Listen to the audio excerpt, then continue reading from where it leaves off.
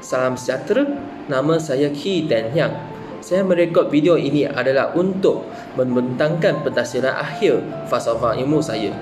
Tajuk yang saya pilih merupakan perbandingan teori kebenaran korespondensi dan koherensi. Teori kebenaran korespondensi merupakan teori kebenaran yang paling awal diperkenalkan sehingga dapat diklasifikasikan sebagai teori kebenaran tradisional kerana sejak awal teori ini menuntut kebenaran pengetahuan yang sesuai dengan fakta yang diketahui.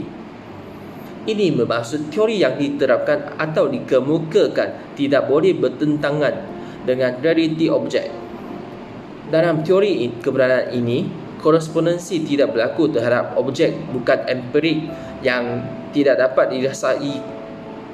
Kebenaran dalam sains adalah kebenaran objektif. Ia mestilah disokong oleh fakta dalam bentuk realiti. Teori korespondensi menggunakan pemikiran induktif yang bermaksud berfikir dari perkara tertentu hingga umum. Dalam erti lain, buat kesimpulan pada akhirnya setelah terdapat fakta-fakta yang menyokong perkara yang telah diteliti dan dianalisis sebelumnya.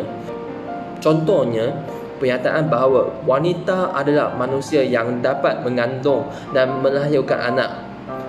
Pernyataan ini adalah benar kerana fakta telah pun membuktikan hanya wanita sahaja yang dapat mengandung dan melahirkan anak. Teori korespondensi ini pada umumnya dianuti oleh para pengikut realisme. Antara pelopor teori ini adalah Plato, Aristotle, More dan Ramsey. Teori kebenaran koherensi adalah teori kebenaran yang berdasarkan kepada kriteria koheren atau konsistensi. Teori koherensi biasanya juga disebut dengan teori konsistensi, iaitu teori yang mengatakan suatu pernyataan dianggap benar jika pernyataan tersebut bersifat koheren atau konsisten dengan pernyataan-pernyataan sebelumnya yang telah dianggap benar secara logik dan jelas.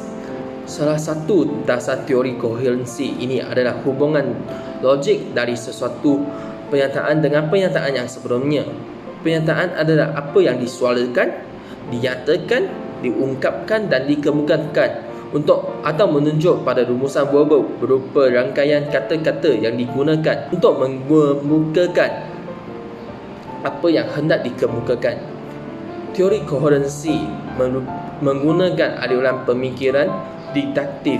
Dengan kata lain, dalam memikirkan perkara-perkara umum terlebih dahulu kemudian meneruskan perkara yang lebih spesifik. Contohnya, semua manusia perlu bernafas. Ali seorang manusia. Dengan ini kita dapat membuat rumusan bahawa Ali perlu bernafas. Dalam teori kebenaran korespondensi, terdapat 3 kekurangan dalam menentukan kebenaran. Pertama, teori kebenaran korespondensi memberikan gambaran yang mengelirukan dan terlalu sederhana mengenai bagaimana kita menentukan kebenaran dan kepalsuan pernyataan. Bahkan seseorang boleh menolak pernyataan itu sebagai sesuatu yang benar berdasarkan latar belakang kepercayaan. Kedua, teori kebenaran korespondensi ini berfungsi dengan idea dalam mengukur suatu kebenaran. Kita harus melihat setiap pernyataan satu persatu sama ada pernyataan itu berkaitan dengan kenyataan atau tidak. Walau bagaimanapun, perkara ini amat sukar dilakukan. Terdapat 2 kekurangan yang timbul dari teori kebenaran koherensi. Pertama, pernyataan yang tidak koheren secara automatik tidak diklasifikasikan sebagai kebenaran, tetapi pernyataan yang koheren juga tidak secara automatiknya diklasifikasikan sebagai kebenaran.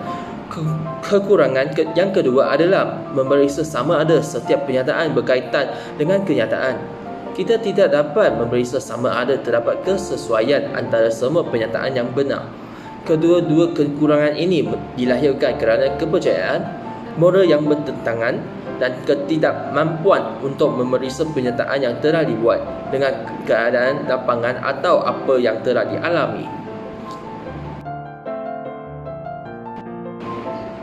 Kedua-dua teori kebenaran ini adalah saling melengkapi dan tidak perlu ditentangkan. Dengan ini, kita boleh membuat kesimpulan bahawa kebenaran adalah kesetiaan keputusan ataupun fakta. Untuk keputusan yang tidak dapat dibandingkan dengan fakta atau kenyataan, cara untuk menghubungkan keputusan dengan keputusan lain yang dipercayai benar boleh dilakukan.